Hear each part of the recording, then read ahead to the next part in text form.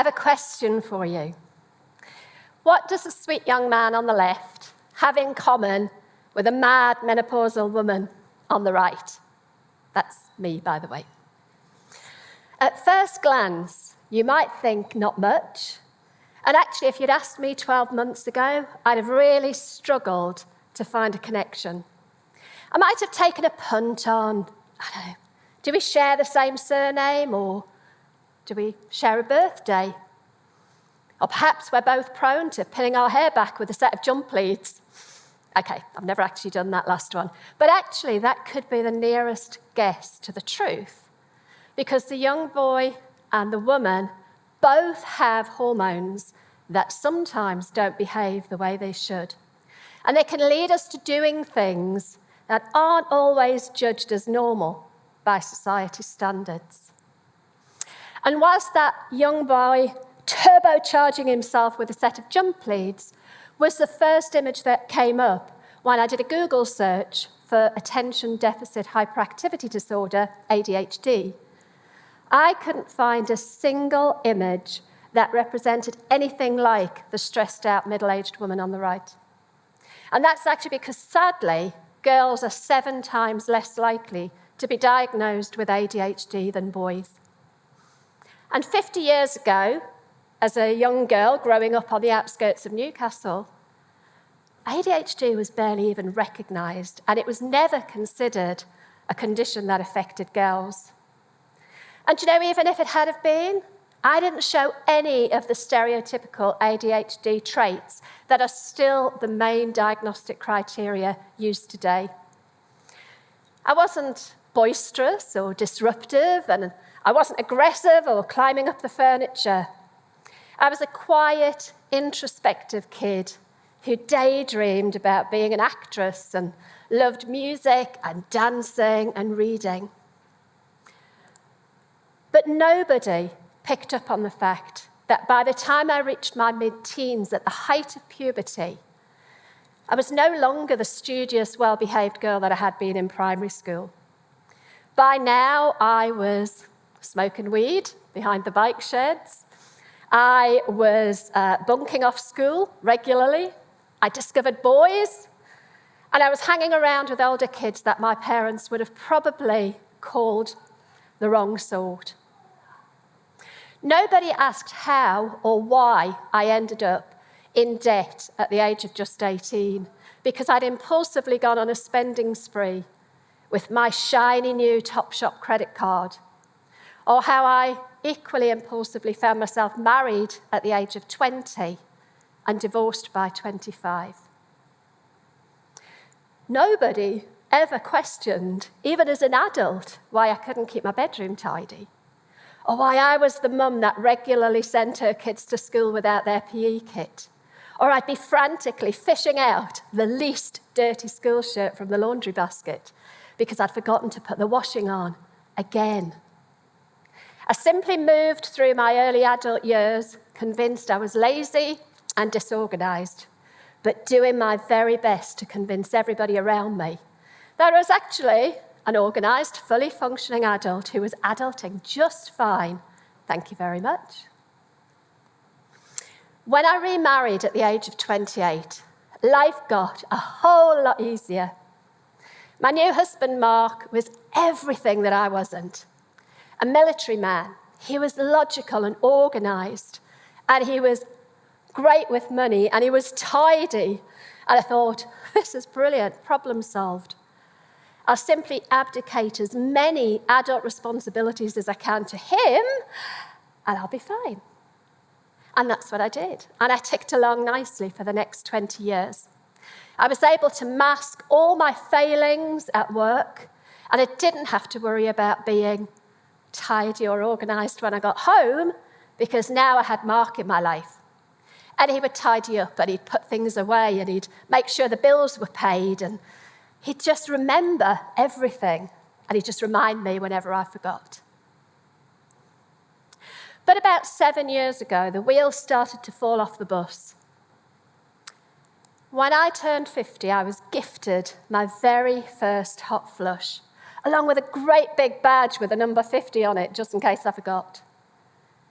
Enter perimenopause, and the start of a voyage of self-discovery that I had no idea I could go on. I started to realize that all of my most useful abdication strategies, and even wearing my faithful "I am a fully functioning adult" mask, just weren't working anymore. The strategies were failing. They weren't just starting to show cracks. It was like they'd developed full-blown subsidence. My foundations were crumbling, and it felt like my brain was crumbling with them.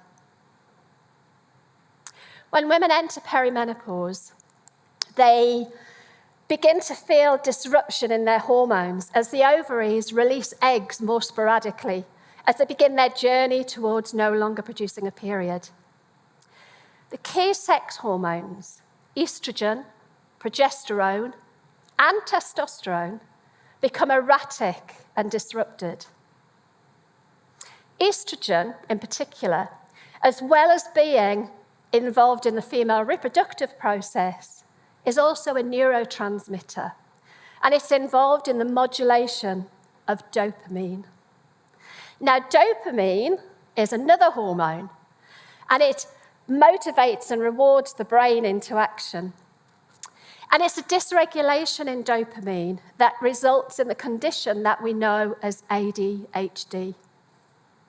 The key traits of ADHD, particularly in women, are mental hyperactivity, hyperfocus, impulsivity, emotional dysregulation, and inattentiveness. If we now have a look at the symptoms related to perimenopause, please don't try and read them all. There are far too many. There are actually more than 40 symptoms directly related to lowering estrogen levels. And they can be categorized as cognitive, physical, and emotional stroke psychological. And actually, the cognitive and psychological symptoms tend to be the ones that cause the most distress, with many women, myself included, wondering at times if we've got early onset dementia. Now, if we take a look at the symptoms commonly associated with ADHD in adult females, you can see there's quite a lot of them as well. But when we start to see where they overlap, you can understand why the wheels were spectacularly flying off my bus. My erratic estrogen and my dysregulated dopamine had just had a head-on collision. And the hormonal emergency services, nowhere to be found.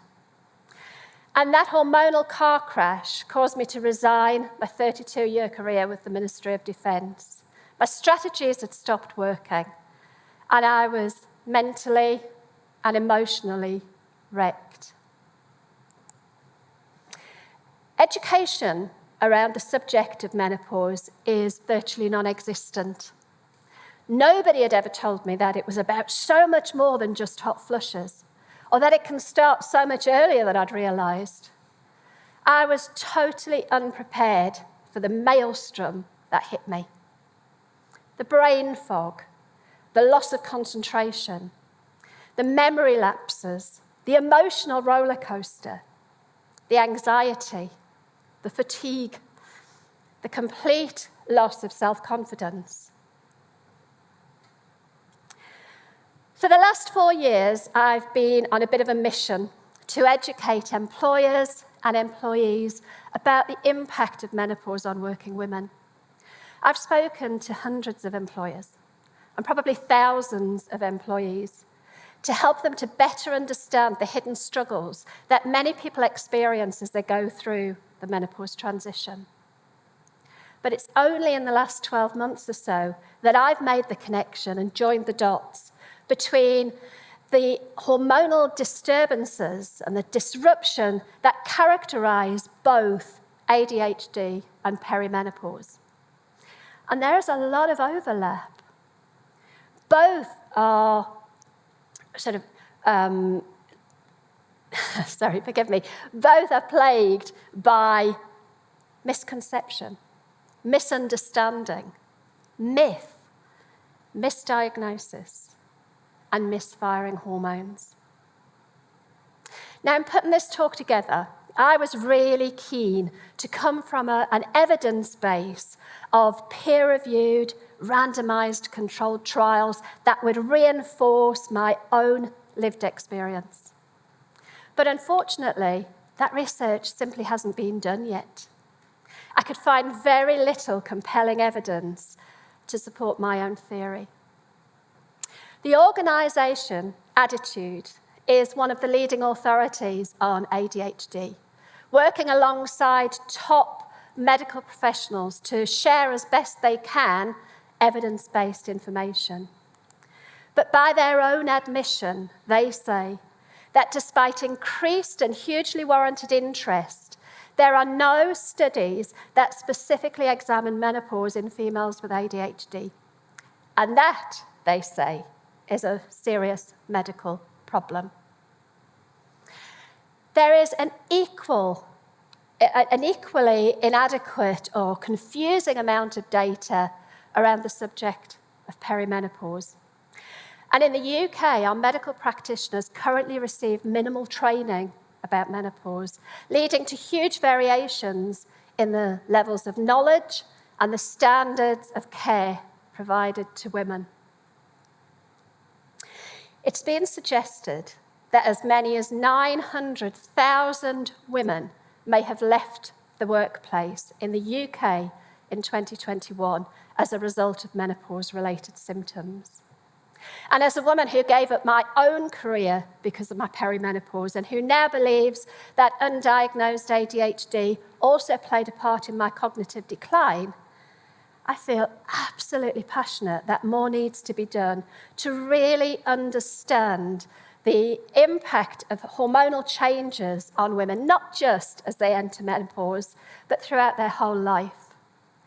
Factors such as full-time careers, positions of leadership and seniority, domestic pressures, caring responsibilities for offspring and elderly relatives, financial pressures, a global pandemic, mean that menopausal women in 2022 are under significantly more pressure than previous generations. In a jaw-dropping book, Invisible Women, author Caroline Criado-Perez shines a light on the gender bias inherent in medical research, highlighting that the vast majority of that research has been carried out on an average man. We're increasingly demanding more of women. And actually, women themselves are increasingly demanding to be allowed to bring their skills and talents to the world. And if we are to truly profit from the unquestionable benefits that a diverse workforce brings, then surely we have to do the work necessary to really appreciate and understand that men and women simply function differently. Our biological makeup means that our hormones fire differently. And in that understanding and that awareness, we can start to ensure that the bumps in the road of the female reproductive life journey can be managed so that that enormous talent pool out there can be exploited fully, but without detriment to a woman's physical or mental well-being. Now, I'm not a doctor and I'm not a scientist. I'm just a menopausal woman with a dodgy brain. But I have developed my very own syndrome, because we all need a new syndrome. I call it menopausal attention dysregulation, or MAD for short. So I would ask you please to applaud and embrace all of my mad menopausal sisters out there. Those amazing women who continue to thrive even if they have got neurodivergent brains and wonky hormones. Those women who continue to do the best job they can, even if they are a little bit mad. So to finish, to all the mad women out there, please know you're doing a grand job and you're my heroes. Thank you.